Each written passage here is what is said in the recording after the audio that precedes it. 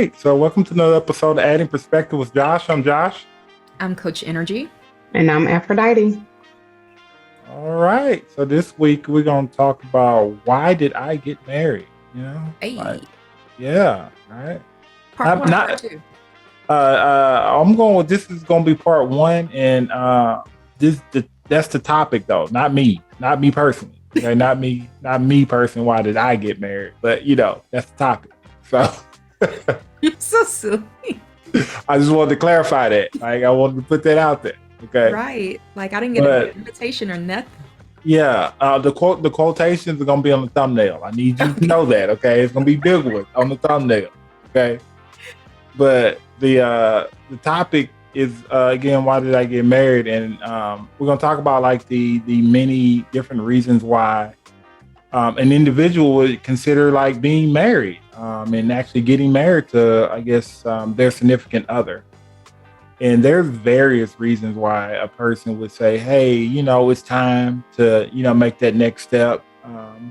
And people have considered all different types of reasons for getting married.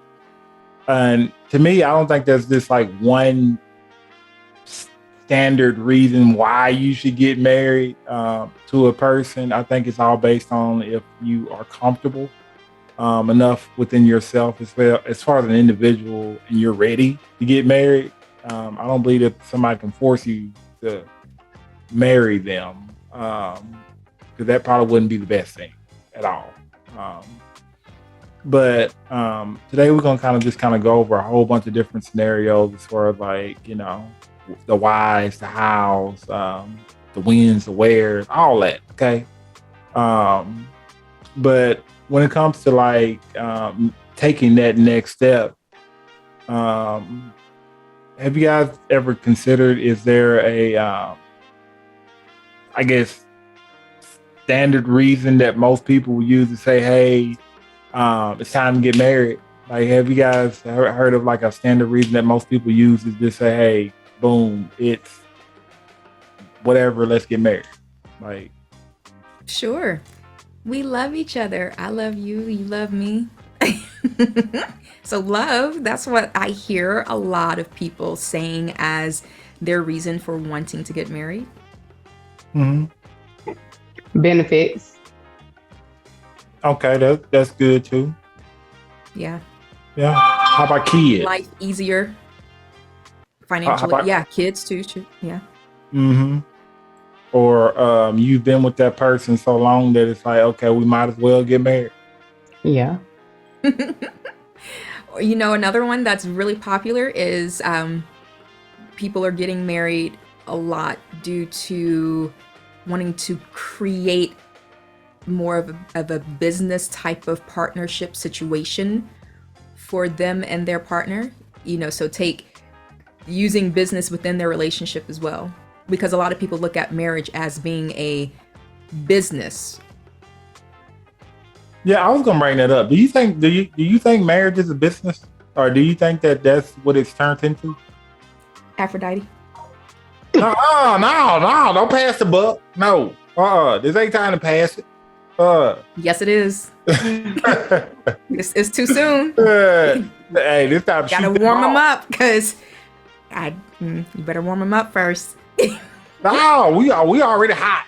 Okay, we already hot. Go ahead, Nrgy. So, I believe that it can have those traits within a marriage.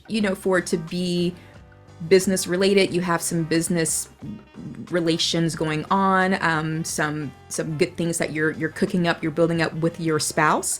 However, overall, in general, do I believe that all marriages are just strictly business? No. But yeah, it can definitely have some of those traits and things like that in it, but not everyone gets married for the business aspect of it. Okay.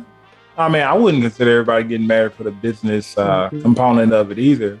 But I just know that some people, if they have a business with their significant other, before they get married, then it essentially turns into that. Like it turns into, this is a business move. Let's just go ahead and make it official, because there's already a predetermined or pre-established business already. Which, yeah. But I'm more so speaking from the point of other people. There's another group of believers out there who say that marriage is a business, like it's a contractual. Well, yes, it is, but the way that the government has set it up, it's a business type of relationship because of how things have been designed, so to speak. Yeah. Whether there's an actual business being owned or worked on by both people, that's not necessarily the case. But there are some people who really, truly believe that based off of how the government, so to speak, has the way that the rules of engagement are designed, that marriage is a business. Yeah. So I was speaking from that standpoint. Okay. I mean, I was speaking from the other Yeah, standpoint, I figured. but that point is actually good too. It is. Yeah, Okay. I figured that's why I wanted to provide clarity. I was like, oh, that's a little different. Yeah, I mean that was the other side of it. But I mean, I think that I think it. I don't know. I think that turns more into a business, especially if you are already married. When people get to that ending stage, and it's like, okay, we got to split up stuff, and that's when it really becomes a business and stuff. Mm-hmm. That's true. That's true. But do you think people settle though? Like they get to a point where they with somebody and they just say, "Hey, I'm probably not gonna find nobody else better, so let's just get married." Let's just get married. Yeah, yeah, a lot. That happens a lot, and a lot of time. To be honest, not only does it, like, you have to think about, they think about like they age, because a lot of times if they feel like if they in their 50s or 60s or whatever, that they might not can find nobody else. It could be financial, so they just settle for the finances. It's plenty of reason why people just settle. Convenience, don't want to be alone. Yeah, I mean that definitely is one and two and three of those things. Yeah, it is. It's not always the ideal thing to settle though, because a lot of people get burnt with settling. Like it is. I think people. Yep.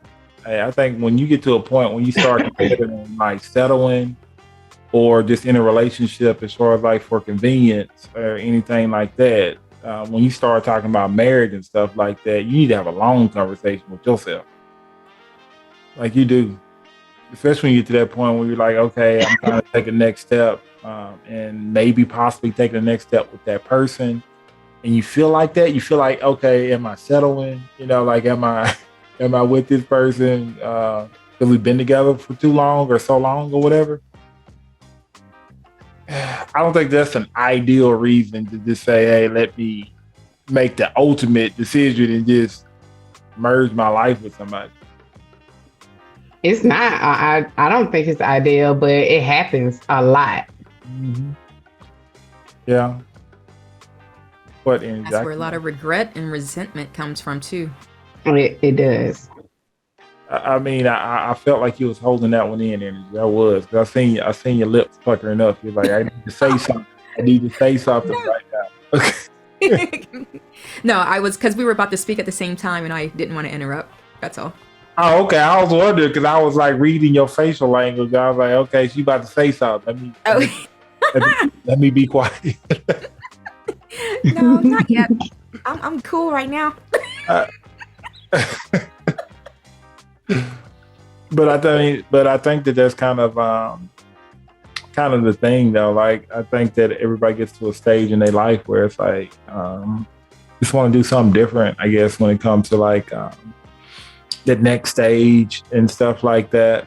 But it's, I guess once you start thinking about like, you know, the convenience of it and settling and stuff like that, having that conversation with that person, I think is a good idea, especially when you talk about like that next step and you thinking that you're settling. And I say that, and then I think about it, like sometimes those conversations don't go well. Like they don't, especially when you know that you may be settling. And the other thing about those conversations too, don't tell the person that you're having a conversation with that you settle. That's the other thing. Okay, don't tell them that you settle. Like that's an internal thought right there. Okay, like having that conversation with them and just not throwing that part out. It's probably gonna be a good thing. That's what I think. No, because then what if they say, well, you know, well, why are you bringing this up right now? Then what you gonna say? You gonna lie? You ain't gonna be honest? Omitting some of the details. No. I mean, you gonna tell that person you settling? Oh, I want to have this conversation with you because I think I'm settled. There is a way to is that what you gonna tell them? No, you are. Now you know I'm all about being respectful and kind with words, you know. But yeah, you can talk about anything with someone as long as you speak correctly and respectfully and thoughtfully. You can you can come from a place of like, you know, I wanted to have this conversation with you because, you know, there's a few things that I'm not getting out of this relationship. Boom, they ask you, okay, well, if they ask you, then that's when you go through, you know, well, my expectations were here, or this is what I wanted, or this is what we agreed upon, and I'm just not seeing that. You can talk about it. You gotta choose your words right. I didn't say you can talk about it. I said don't use the word settle. That's all I said, right? I didn't say not to talk about it. I just said you said omit some things. That's settling. Settlement. Oh, that's what I said. He said omit the word, right?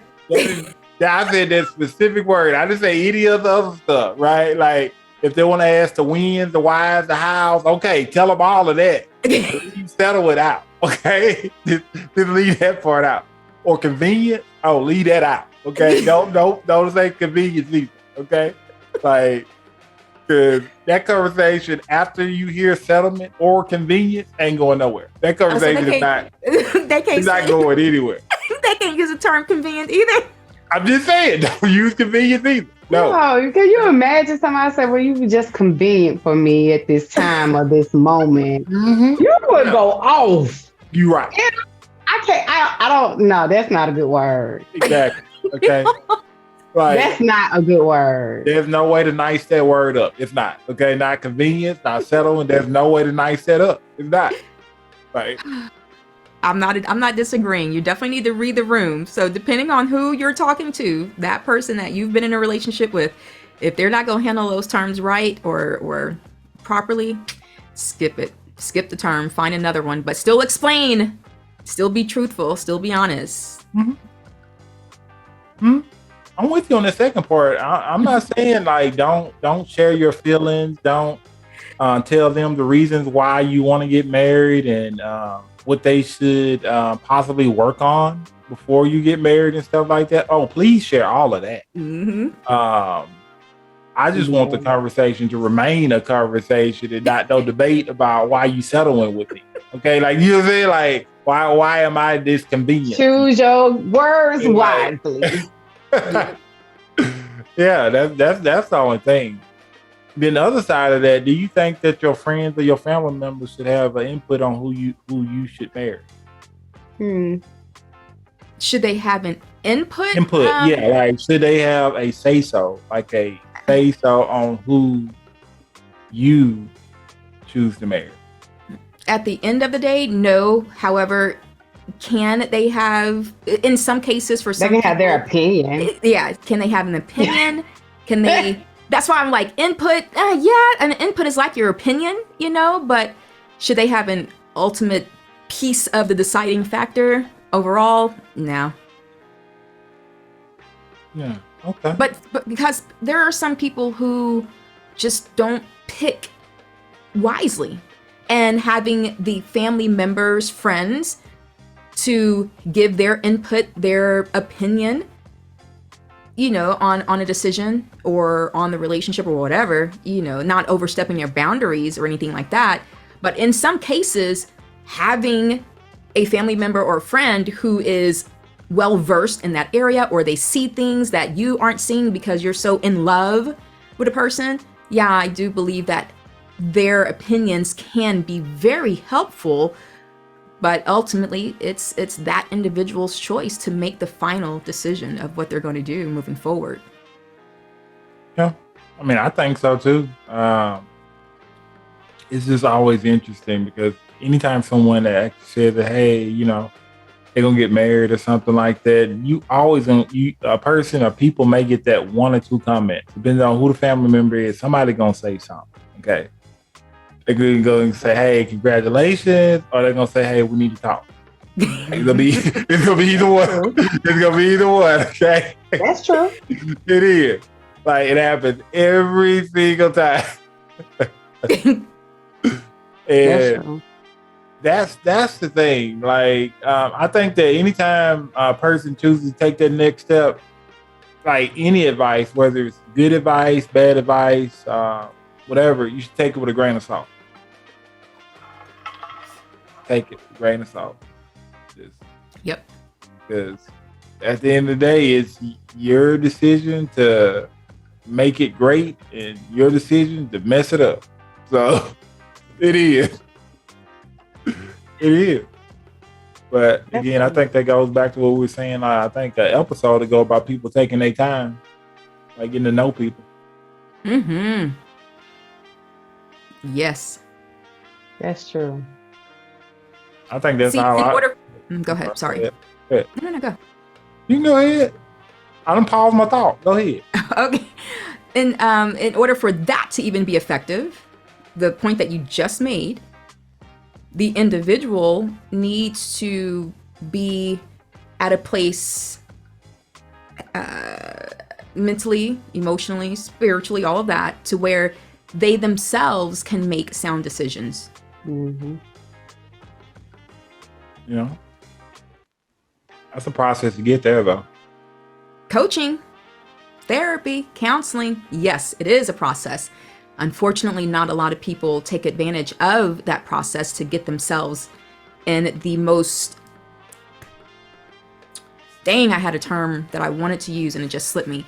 But to get themselves to become the best version before making such a life-changing, a big life decision like that. Deciding to marry someone. Yeah. I mean, I think a lot of people don't do that before they get married to another person in general, is because the way that, I guess, certain people or just people at large treat the idea of marriage, it's watered down. The idea of being married is watered down. So it's like everybody can get married. I mean, it don't matter if you're ready, you're not ready, just if marriage comes up, boom, let's just get married. Like, it's not I don't think that sometimes people take it as serious as they should. Like that next step like that. Like, yeah. It's more like, oh, this is the new thing. It's a trend. Like, this is the thing to do. Let's just get married. And then that's it. Yeah, because divorcing is so easy, you know? Yeah. Some divorce. There we go. Let's put that in there. Nothing. I said some divorces are easy. Yeah, some are easy, but that's because people look at, oh, okay, well, I have an out, aka the divorce, if this doesn't work, but they don't understand what divorce does internally, mentally, emotionally, spiritually to you once you do separate from a person. So yeah. Yeah. I mean, I think, I don't want to bring it because these are just side notes here.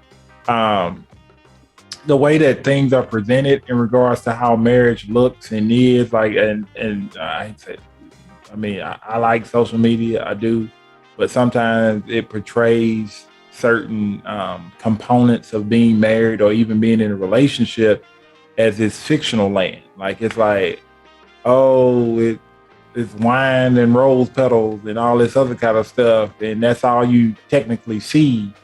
But you don't see all these arguments, all these disagreements, except if you're watching a reality show. You see it dead, but you don't see it just out there like that. So this whole idea of marriage and not being consistent and having to work at it and all that kind of stuff, you don't see that part.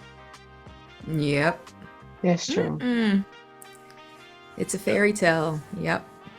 As far as what's being shown. Yeah, what's been shown is a fairy tale, but the practicality and the real life of it ain't no fairy tale. It ain't. Right. I mean, not all the time. Okay, like some versions of it may be magical, but not all versions of it may be magical. Like you have to kind of be very consistent, intentional, patient, forgiving. Yeah, that one. Yeah, you gotta be that because it's not always a walk in the park. It ain't. It's not. Yeah, that's true. But what are those? What do you think those main reasons are for people? I guess I'm trying to figure out how to phrase that. If you see these things, you should not get married. You talking about red flags? Yeah. Like if you see these attributes or if you see these tendencies, you shouldn't get married. A person who has a short temper. Okay, that's good. Yeah. Someone who can't control their spending or have like a financial, who don't have a hold on their finances. Okay. Whatever, like, you shouldn't get married if you know it just truly go against what you truly believe in, whatever that is for that particular person. Because if it clashed before the wedding, it's gonna definitely clash after the wedding. Yeah, you correct about that. I think any signs of immaturity, any of it, like either if you're emotional immature or physically immature or any of the immature, any of the immature. That means you're not gonna be married because how many people just so mature like that? I'm just saying. We all have immaturity in us some way, somehow. Okay, but there is certain levels of immaturity that cannot exist in certain formats of a relationship. Okay, well, describe those levels. It is counterproductive. Okay, it is. Okay, so let me tell you what I'm talking about. Right. So if you have a tendency to be highly petty, right? not just regular petty. I'm talking about high level petty, like this high level. That may not serve you well in marriage because it's two people trying to operate a relationship, and then once that petty train start, everybody want to be petty. You know what I'm saying? Like it ain't just one person being petty. Everybody want to be petty at that point. So that's what I mean, right? Like at some point, somebody gonna have to, be the bigger person. And keep the train moving. Like, yeah, but I think at some point, especially when you're dealing with stuff like that, like you get tired, especially if that same person is always being a bigger person, always taking a high road, always trying to, you know what I'm saying? Okay, so let's redirect this situation and da-da-da-da-da. At some point, they just get tired. You're right. So they break down and be petty with you. You're right. That's why I'm saying that both people have to be that way though. Like the standard way, which is not trying to be petty. So I get what you're saying. Like eventually somebody turns into petty town because the other person because the other person being highly petty and stuff like that. And that stuff right there, again, not gonna serve you well in the long run. It's not, okay? It doesn't serve well at all. It's gonna break your relationship down. Like all the way down, like it is. So that's one. Okay, I'm one. Okay. Two, if you have a tendency of being very strong-willed and stubborn, like very strong-willed and stubborn, not gonna serve you well in marriage. It's not, okay. And I'm not saying that you shouldn't have a voice. I'm not saying that you shouldn't have your choices or nothing like that. But your relationship is about compromise, right? Like, because it's two of you. Both people ain't gonna have they way 100% of the time. It's not gonna work like that. Especially if the other person is just as strong-willed or just as stubborn. That's gonna be like two bulls fighting all the time. It ain't gonna work. It's not. So that's what I'm saying. Like, even if a person has, and that's not like an immaturity thing or anything like that. It just if it gets to a certain point where you just don't want to give in at all. Oh yeah, that's a little bit of an immaturity. That I can call that a little bit of an immaturity thing, because it's a person is in a relationship. It's not like a person is single. Like, you have to be able to compromise. This portion compromise. Yeah, it's give and take. It is. Y'all gonna get me on my soapbox. Dang. So that was 2 points. What's your third point? What's the third point? Give me an example of the physical immaturity. That's where I started laughing, because I'm a little sleepy. So you got to. I'm not as fast right now. What's physical? Give me an example of physical immaturity. Is it me? Like, do y'all? No, physical. I categorize physical immaturity in the sexual component. That's what I classify as physical immaturity, right? Okay. So those people that think that they can just get in there and get theirs and not get the other person. I was like, that's sexual immaturity. That right there. No. Okay. No. So wham bam, thank you, ma'am. That no. Okay. So we gotta share the wealth. That's what we're doing. We just gotta share. In a relationship, yeah, it's supposed to be reciprocal. They can't just be like, "Well, you're responsible for your own because I got mine." They can't do that. Dang. They could if they want that same treatment in return. They're like, oh, you want this? Oh, okay, you better serve yourself. Like, you know what I'm saying? Like, so then we being petty at that point. We're back to petty. See, that's what I'm saying. Like, petty can go in all realms of your relationship if you let it in. Okay, it can go in all realms. Like, it can. It's part of it. Yeah, it is. But I mean, that's my version of physical immaturity. That's my version of. Okay, thank you. Because I was confused. It's out there, right? Like, it is. That kind of stuff's out there where, you know, people ain't happy in that area. They ain't happy. Mm-hmm. That's true. That is true. It's not. So yeah, that's my top three right there. Okay, I'm pretty sure as this conversation goes on, I'm probably gonna add a 4 and a 5.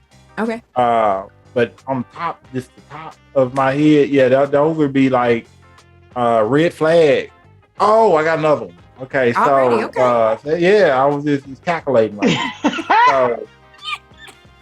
so people that have I guess severe decision-making ability as far as like they can't make their own decisions, like for themselves. They always asking you, like they all asking, so what you think? So what you think? So what you think? You be like, you can't think for yourself? Like, what is this? Yeah, that's stuff. Yeah. Okay, so then we can add on the fact of the indecisiveness. Yeah, there you go. Yeah. Oh. Yeah, that right there. That's a red flag. That touched my soul. It's a red flag. flag on the play. Flag on the play. That's flag. Bring it back. Yeah, that's flag. Okay, that's 15-yard penalty. Yes. Okay, yes.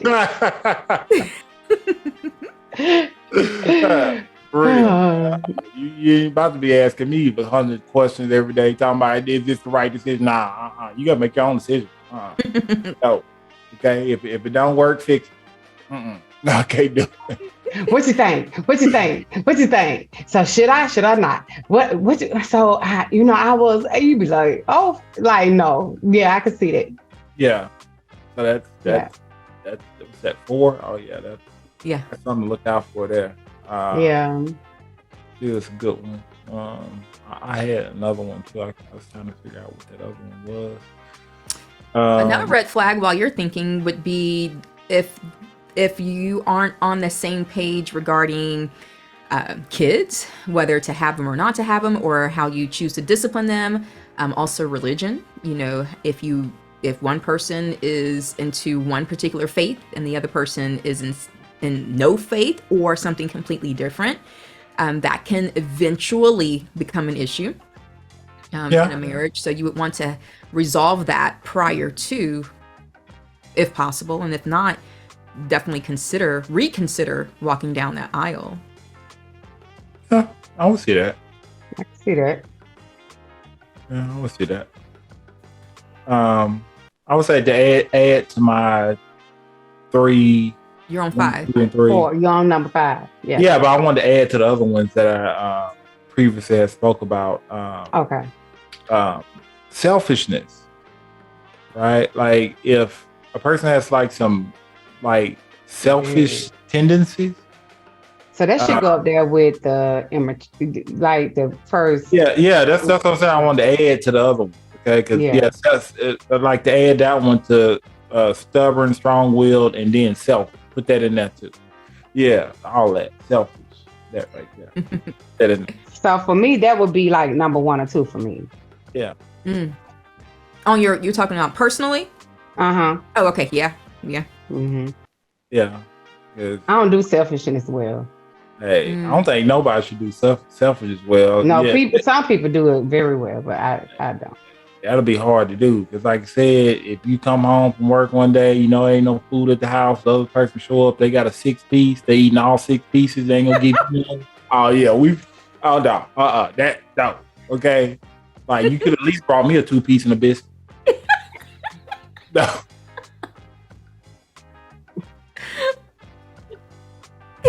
Just saying. I'm hungry too. I mean, you could feed me too. Be like, where Pine at? Hey, that's what I'm saying, right? But that's the problem. You didn't ask. You didn't call to find out. You see what I'm saying? That right there itself is a T right there. Because if you live with somebody, you know what time they get home and stuff like that. Like, hey. What about those people who buy food on the way home and then they throw it away in the outside trash can before walking in the house? So their partner doesn't see that they bought food and didn't bring them none. You have people who actually do that. They will throw the wrapper and bag in the outside trash can before walking in. Cold-blooded. Cold. Okay. But that's when the pettiness really starts. Because we're going to be petted together. Let me find that out. You better ever get hungry. And I find out you done sat somewhere and got some food and you put it. Oh, boy. Yeah, I will be very petty at that point. I'm not even going to lie to you. I might talk to you the first time and tell you, like I seen, and whatever. So, let's try to correct this. But after the first time, oh yeah, I would be very petty. I'm not even gonna lie to you. I would get petty with them. Yeah, because that right there, that's over top. Like it is. Yeah. Because I don't do selfishness because I always think about the other people involved. So, yeah. Yeah. Well, irresponsible people too. Oh, that should have been first. You talk about irresponsibility? Yeah, we talk about that. Okay, yeah. We ain't talked about it, but no, that should have been first. Yeah. Anybody that is, they irresponsible. They, just like Nrgy was speaking of, they can't handle money. They don't take care of their kids if they got kids prior to you. Man, no. Mm-hmm. Freaking well they don't pay the bill. No. Mm-hmm. Yeah. That's another red flag right there. It is.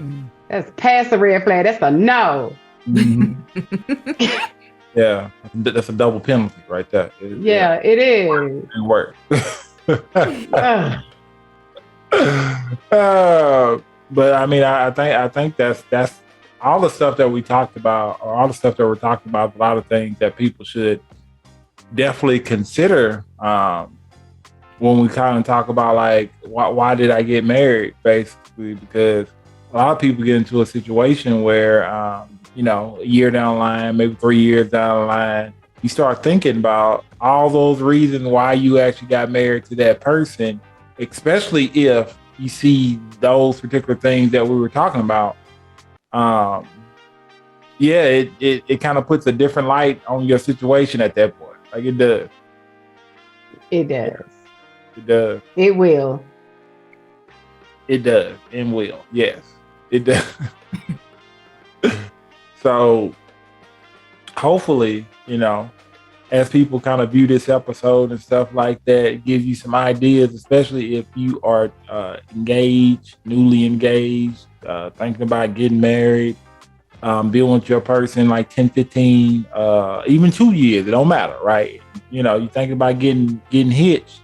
Consider all the reasons, why do I want to get married, because marriage is a beautiful thing if you treat it right. It is. It's a beautiful thing. But if both of y'all don't treat it right, especially when you go into it, it can be one of the ugliest things you ever see. It can. It can. It can turn out really not good. It's what now? I said it could turn out not good at all. Yeah, it can turn out like a drama. Like one of those highly anticipated, publicized dramas that your family, your friends, your cousins, everybody is gonna be watching you and watching it. It's just gonna unfold in front of everybody's eyes. So that takes maturity too. Even if you got married and you thought about it 3, 5, 10 years later, while you actually got married and you decided, maybe it's not for you. It takes a lot of maturity to be able to have that conversation. So if you want to exit the marriage, you exit appropriately. Yes. What, Nrgy? What you got to say? I can see it on your face. What you got? Oh no, I'm taking it all in. Good information. Okay. What's your final thought then? Okay, what's your final thoughts? Okay, yeah, that's what I want to get to. My final thought, before I forget it, my final thoughts for this topic is one of the things that we didn't bring up, but make sure that your values are in alignment with the other person's values. That will help increase the longevity of your relationship or your marriage, because we as human beings, we change constantly. And after 5 years together, 10 years together, 30 years together, you are slowly changing. But if your values are at least in alignment with each other, then that will help with the changes over time. And my last point would be to believe a person for who they are and who they show you they are. Don't try to come up with an excuse or another definition of why a person may have done this, or the fact that they may have said this or, treated you this way or whatever. Don't try to substitute a different meaning. Take the meaning for what it is realistically, and make your decision from there. So therefore, you don't have any regrets by looking years later, looking back and saying, dang, I saw this at the beginning, but I just didn't think anything about it. Or I thought this person would change, or I thought we could get over it. So believe a person for who they show you they are the first time. I'm Coach Nrgy. These are my thoughts. I am done speaking. I'm sleepy. I'm sorry. You dropped the mic? I was like, we about to drop the mic. Okay, we dropped it. Okay. Everybody, what you got? All that what Coach Nrgy said. All that. Yep. Final thoughts. Let me see. I would say all of it, what Nrgy said. He kind of summed it up very poetically. It was like this beautiful little picture. It was, okay, I won't go that far.